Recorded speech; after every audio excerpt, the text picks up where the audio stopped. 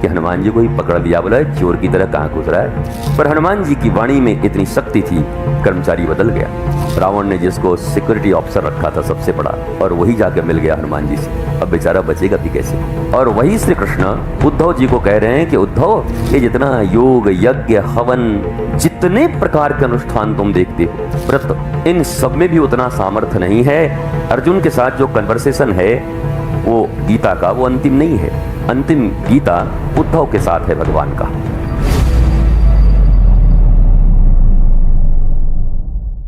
सदा अपनी आसक्तियों में,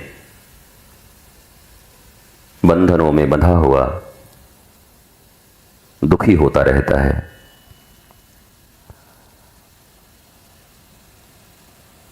अतः इस जगत में जिसे भी आनंदित होने की चाह हो, उसे सत्संग का आश्रय ग्रहण करना पड़ता है।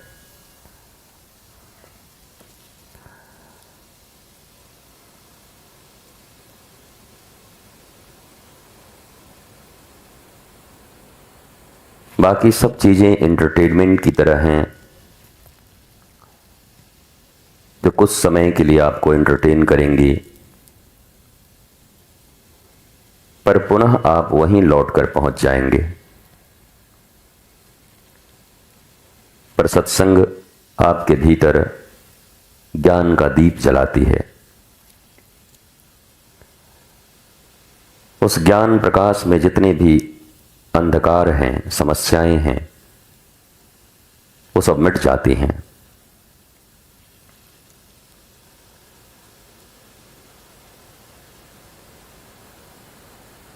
यद्यपि आकर्षण में बहुत बल होता है, आकर्षण कुछ समय का होता है, पर बहुत तीव्र और बलवान होता है। ज्ञान शनैः शनैः अभ्यास के कारण मनुष्य के भीतर आता है, परंतु जब वो समस्याओं को दूर करता है तो पूरी तरह दूर करता है।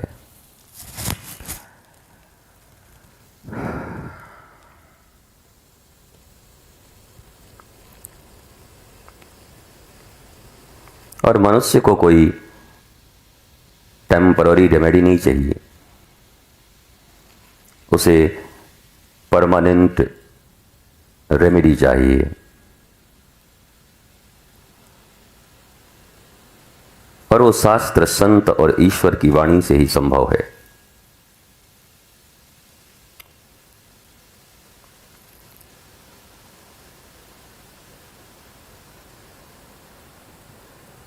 परंतु आपने देखा होगा कि सत्संग में बहुतों का मन नहीं लगता। इसका कारण है माया आकर्षित करके रखती है, जिससे मनुष्य के भीतर ज्ञान उत्पन्न न हो और वो हरि को प्राप्त न करे।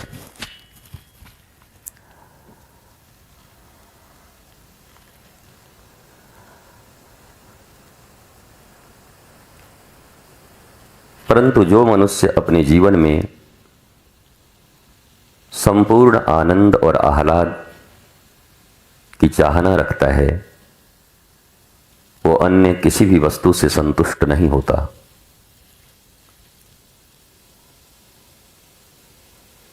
हमारे शास्त्रों में दरिद्र किसे कहा गया है? जो है उसका संतोष नहीं है। और बहुत सारी ऐसी चीजें हैं जिसे अभी पानी है। शास्त्र इसे दरिद्री कहता है। और ऐसे मनुष्यों के जीवन में आनंद, प्रेम और शांति कभी भी अस्थायी रूप से नहीं आती। किसी वस्तु के आकर्षण के कारण कुछ क्षण के लिए वो उससे हर्षित होता है, पर हर्ष और शोक दोनों विनाश के कोख में समाते हैं। हर्षित व्यक्ति भी मरता है और शोकित व्यक्ति भी मरता है। उसके जीवन में आह्लाद नहीं होता। इसलिए आध्यात्म में हर्ष नाम का कोई शब्द उत्तम नहीं माना गया है। साधारण जगत में आप सुनते होंगे कि आज मुझे बहुत हर्ष है। कई बार आपने एंकर्स को सुना होगा, आज बहुत हर्ष का विषय है। पर ज्ञानी पुरुष इस हर्ष से बहुत दूर रहते हैं, क्योंकि जहां हर्ष है उसके पीछे ही शोक भी खड़ा है। हर्ष आया है तो शोक भी आएगा, सुख आया है तो दुख भी आएगा। परंतु ज्ञान के कारण जिस आनंद की अनुभूति मनुष्य करता है, उसके बाद उसके जीवन में पतन या अधोमुखी जीवन उसका नहीं होता।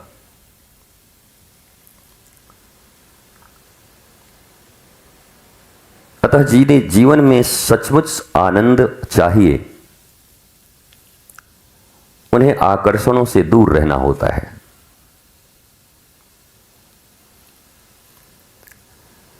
कोई वस्तु व्यक्ति बहुत आकर्षित करे तो इस बात का प्रमाण है कि निश्चित ही वो तुम्हारी आत्मा को नहीं, तुम्हारे इंद्रिय और तुम्हारे मन को आकर्षित कर रहा है।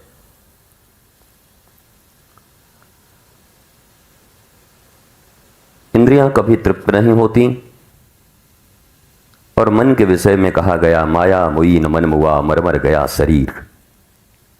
ये मन कभी मरता नहीं।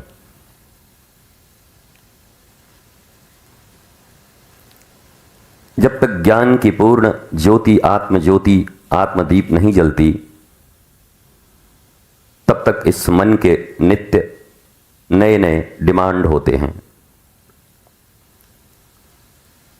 जिसे आज तक कोई पूर्ण न कर सका।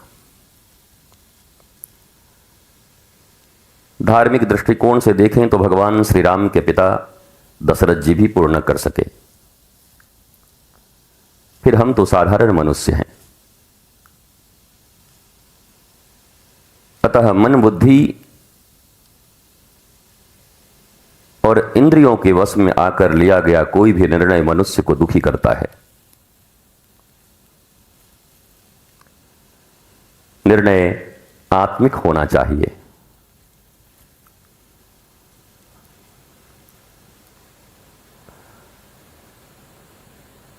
आत्मा सर्वव्यापी है,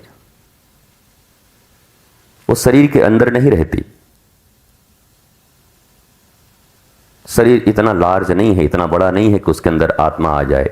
पूरे ब्रह्मांड में भी नहीं है, ब्रह्मांड ही आत्मा के भीतर है। यह अनंत है, असीम है, अखंड है, इसकी तुलना नहीं हो सकती।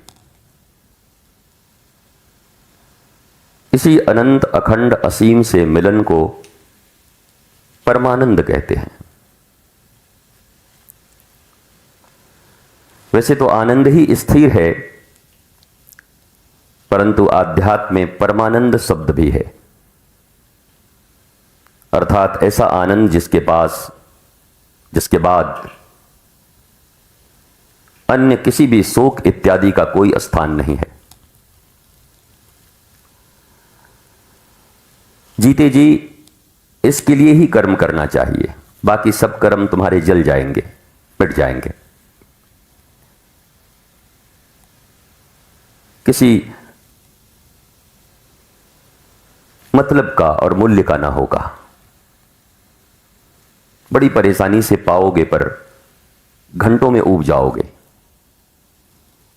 और फिर एक नई डिमांड तुम्हें गुलाम बनाकर तुम्हारी बाकी की जिंदगी को निगल जाएगी, खा जाएगी।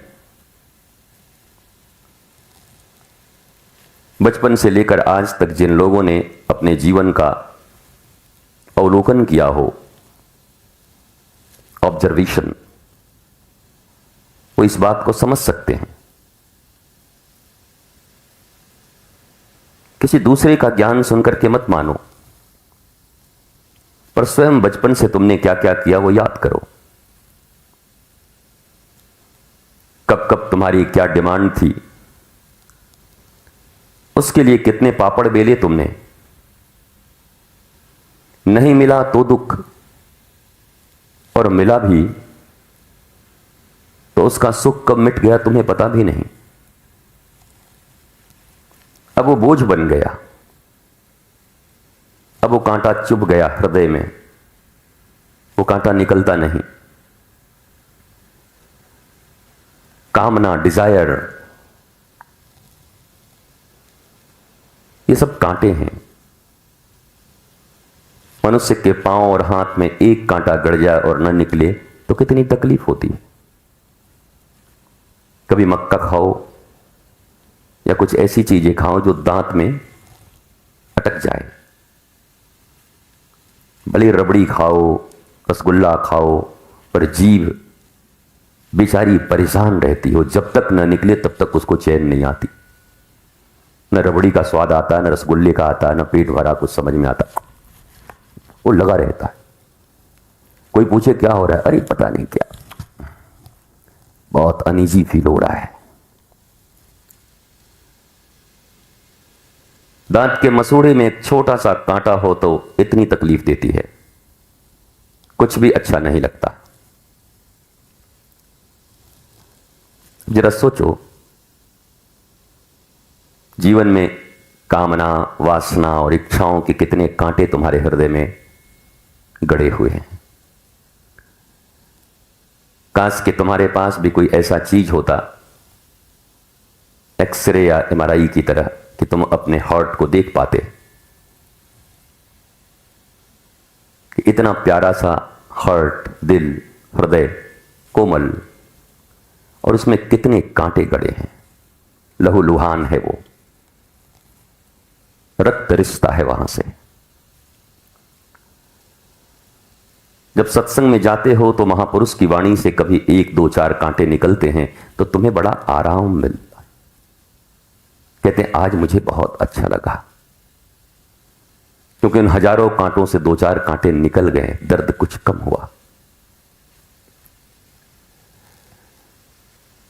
लेकिन सत्संग से निकलकर अपने जूते पहनकर जैसे ही घर की तरफ वापस गए, चार निकला था और 40 और धंसा लिया फिर से।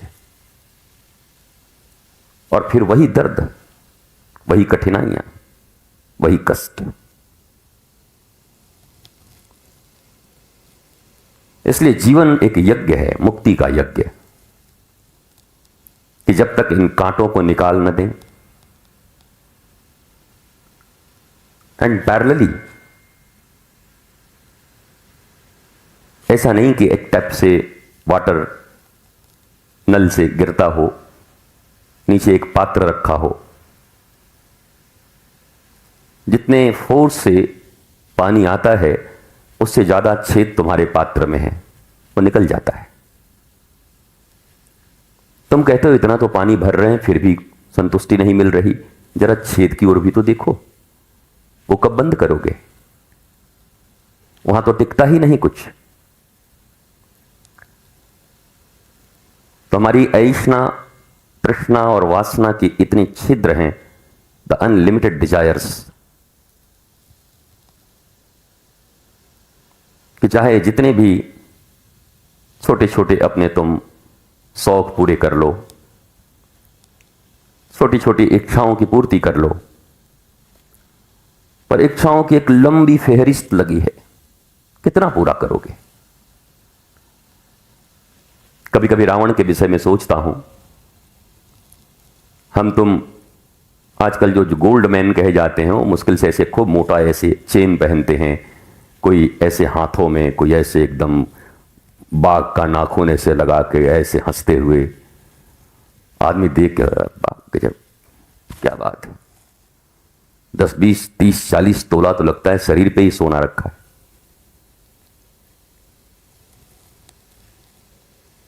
पर जिसकी सड़कें, जिसके कमोड भी सोने के थे, पूरी लंका सोने की थी, वो भी संतुष्ट नहीं था। तुम तो बैंक की लॉकर में रखे हो इतना सा, वो भी जाके रोज चेक कराते हो, गड़बड़ तो नहीं हुआ, कहीं कुछ मिसिंग तो नहीं हो गई,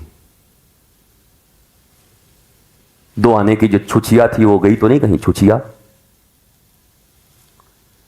दिमाग उसे छुछिया और छछिया पे लगा रहता है, इतना सा गोल्ड। जरा सोचो, जिसका पूरा नगरी गोल्ड का हो। गोल्ड कोई मायने ही नहीं रखता लंका के लिए, और वो आदमी इतना अतृप्त है, इतना दुखी है। मंदोदरी लिखती है कि रावण से ज्यादा अतृप्त मनुष्य मैंने आज तक इस पृथ्वी पर नहीं देखा। पत्नी थी, पत्नी से ज्यादा अपने पति को कौन समझता होगा। भाई, जो लोग राम जी से प्रेम करते हैं वो हो सकता है रावण के बारे में कुछ और ज्यादा घटिया बात ही लिख दे, पर पत्नी तो अपनी है। उसने लिखा कि ऐसा अतृप्त मनुष्य मैंने आज तक जीवन में नहीं देखा। बोला पल भर सोता नहीं था, चैन नहीं थी इसको, भयभीत रहता था, डरा रहता था, इच्छाएं कुलबुलाती रहती थी, न धन से न वासनाओं से कभी तृप्त होता था। इस दुनिया की सबसे खूबसूरत स्त्री थी मंदोदरी, मैं दानव की पुत्री। आज तक ऐसी स्त्री इस पृथ्वी पर नहीं आई। वर्णन है मंदोदरी के विषय में, इतनी खूबसूरत, और वो उसका पति था, पर फिर भी चैन नहीं था उसको। उसके बागीचे में जब देवी देवता और वो कन्याएं आती थी दानवों की, वो उनको देखता रहता था, और अंत में तो जगदंबा का भी हरण कर लिया उसने, सीता का, जो उसके मृत्यु का कारण हुआ।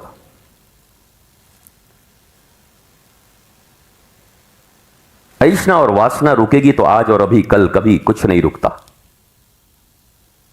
जो लोग ये सोचते हैं धीरे धीरे रोक लेंगे, वो कभी नहीं रोक सकते, वो जलेंगे। वो पेट्रोल की तरह है, आग लग गई तो फिर तुम्हारे कंट्रोल में ना होगी। जिसने रोका वो आज और अभी इसी वक्त उंगली माल की तरह बुद्ध के सामने सरेंडर कर गया, रत्नाकर की तरह वाल्मीकि बन गए।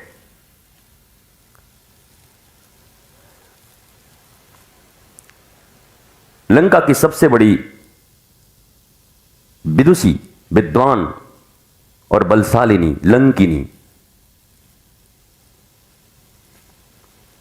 हनुमान जी के एक मुक्के में ही ठीक हो गई। वो मुक्का का अर्थ है सत्संग। सत्संग किया, लग गई एक वाणी हृदय में, और ये बोली मैं किसकी रक्षा कर रही हूं, ऐसे दुर्जन की। और फिर वही हनुमान जी जब प्रवेश करते हैं तो सबसे सुंदर आशीर्वाद देती है लंकिनी, प्रविश नगर कीजे सब काजा, हृदय राखी कौशलपुर राजा। यह बोलने वाली एक राक्षसी थी। ये सुन के हम लोगों को बड़ा अच्छा लगता है, गुरुजी हमारे घर से जा रहे हैं तो हमने कहा प्रविश नगर कीजिए सब कीजा, हम राक्षसी हो क्या? अरे बोला नहीं नहीं, हम तो ये तो राक्षसी बोलती थी, तुम क्यों बोल रही हो? ये कोई भगवान की वाणी थोड़ी है, ये लंका की रक्षा करने वाली रोबोटिक महिला, सुपर कंप्यूटर और एआई से लैस, मच्छर का रूप बना के भी कोई जाए तो पकड़ देती थी। हनुमान जी को भी पकड़ दिया, जबकि हनुमान जी इतने विद्वान हैं, गुणवान हैं, अष्ट सिद्धि नौ निधि के मालिक हैं। जरा सोचो लंका की सुरक्षा कितनी तगड़ी रही होगी और लंकनी कितनी तगड़ी रही होगी कि हनुमान जी को ही पकड़ दिया। बोला चोर की तरह कहां घुस रहा है? बिना परमिशन लिए हमसे।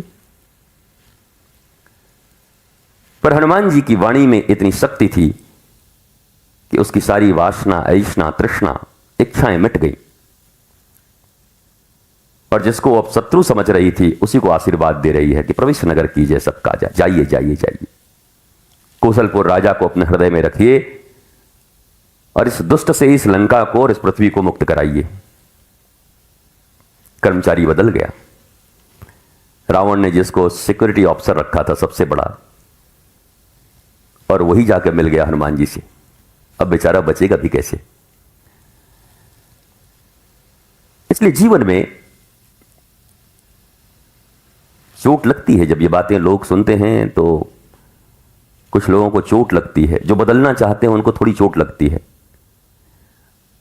और जो केवल सुनने के अभ्यस्त हैं उनको तो कोई दिक्कत नहीं, वो तो सुनते रहते हैं। पर जो थोड़ा भी बदलना चाहता है उसको थोड़ी भीतर घबराहट होती है। ये क्या बोल रहा है बाबा, बिना मतलब का बोलते रहता है। कितना अच्छा हम दाल रोटी खा रहे थे, अभी काम कर रहे थे, ये बिना मतलब का हमारे भीतर में, ये बंद कर दो, ये बंद कर दो, ये बंद कर दो। तो क्या हम नीरस जीवन जिए? नीरस नीरस बोलता है। भगवान श्री कृष्ण सरस हैं, महारास करते हैं, रास रसौ वै सह। दुनिया में ऐसा रसराज आज तक कोई हुआ नहीं श्री कृष्ण की तरह। और वही श्री कृष्ण उद्धव जी को कह रहे हैं कि उद्धव, ये जितना योग यज्ञ हवन जप कीर्तन, जितने प्रकार के अनुष्ठान तुम देखते हो, व्रत, इन सब में भी उतना सामर्थ्य नहीं है उद्धव जितना सामर्थ्य मुझे प्रसन्न कर देने की सत्संग में है। ये उद्धव से भगवान कह रहे हैं। उद्धव से उनका ये कन्वर्सेशन है, और ये कन्वर्सेशन सब लास्ट में है, अंत में। ऐसे भी कहा जाता है कि जब व्यक्ति जाने वाला होता है तो झूठ नहीं बोलता। अर्जुन के साथ जो कन्वर्सेशन है वो गीता का, वो अंतिम नहीं है। अंतिम गीता उद्धव के साथ है भगवान का। बोला उद्धव, मेरे अनुभव में ये आया, अब मैं तुझे कह के अब मैं तो जाऊंगा भाई, हमारा लीला हुआ। तो उसमें उन्होंने सत्संग की महिमा को बताया। सत्संग, इसलिए आप सब भी जीवन में सत्संग को उचित महत्व देना। दोगे तो मौज में रहोगे, नहीं दोगे तो दरिद्रों की तरह रहोगे। इसमें कोई रिक्वेस्ट करने की भी कोई बात थोड़ी, कोई कंडक्टर हम थोड़ी है, कोई टिकट थोड़ी बेच रहे हैं, कोई हमारा प्रोडक्ट थोड़ी है कि खरीद लीजिए बॉर्नवीटा हॉर्लिक्स 10% हमको मिलेगा। तुम करोगे तो आनंदित होगे, नहीं करोगे तो दरिद्रों की तरह जियोगे। It's your choice, not mine. तुम फ्री हो। शास्त्र, संत, ईश्वर किसी को बाध्य नहीं करते, गुरु किसी को बाध्य नहीं करते।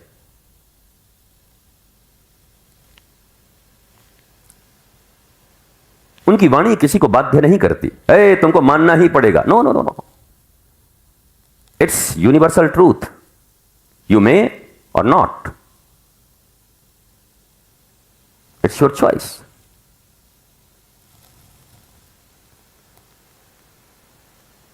हनुमान जी इतने बड़े संत हैं, रावण को समझा के आए, नहीं माना। हनुमान जी कहे तेरी मर्जी। अंगद जी समझा के आए, नहीं माना। अंगद जी बोले तेरी मर्जी। भगवान श्री कृष्ण स्वयं दुर्योधन को समझाने गए, नहीं माना। बोले इसको पकड़, इसको जेल में डाल, ये ग्वाला आकर के हमको समझा रहा है, गाय चराने वाला है। हम हस्तिनापुर के राजा, बताओ इसको, इस शर्म भी नहीं आता इसको। भगवान ने कहा इट्स योर चॉइस। और चॉइस तो ऐसा था कि फिर देखे ही मार के भीम ने जांघ तोड़ दी। कुरुक्षेत्र के मैदान में पड़ा हुआ मक्खी भी नहीं भगा पा रहा था। बड़ी दुर्दांत वर्णन है कि जिस दुर्योधन की दहाड़ से हस्तिनापुर और पृथ्वी हिलती थी, जब भीम ने जंघा तोड़कर और रक्त रंजित करके डाल दिया कुरुक्षेत्र में, मरा नहीं था, जिंदा था। मक्खियां भिनभिना रही थी, पर हाथों में इतनी ताकत नहीं थी कि मक्खी हटा सके। कभी तूती बोलती थी उस दुर्योधन की। भगवान समझाने गए थे, सत्संग करने गए थे। सत्संग का अर्थ ऐसा कोई आयोजन ही नहीं होता कि मैं ऐसे गद्दी पर बैठा हूं, तुम नीचे बैठे हो और हम शुरू हुए आधे घंटे के लिए और सत्संग हो गया। सत्संग, ट्रूथ, जिस किसी भी माध्यम से तुम्हारे हृदय में प्रवेश कर रहा हो, उसे सत्संग कहते हैं। दत्तात्रेय बहुत बड़े ऋषि हुए। वो बेश्या के घर गए थे, प्रोस्टिट्यूट, और उसको गुरु बना लिया। वहां से सीखा उन्होंने कुछ, उससे भी इट्स हैपनिंग ऑलवेज। सत्संग ऐसी कोई विधा नहीं कि इसी आधे घंटे में होती है, इट्स गोइंग ऑन, ये सदा हो रहा है। अगर तुम्हारी इंद्रियां खुली हैं, बोध खुले हैं, तो जैसे दत्तात्रेय ने 24 गुरु बनाए सीखने के लिए, सीखने के लिए हजारों लाखों गुरु हैं दुनिया में, करोड़ों, सबसे सीखो।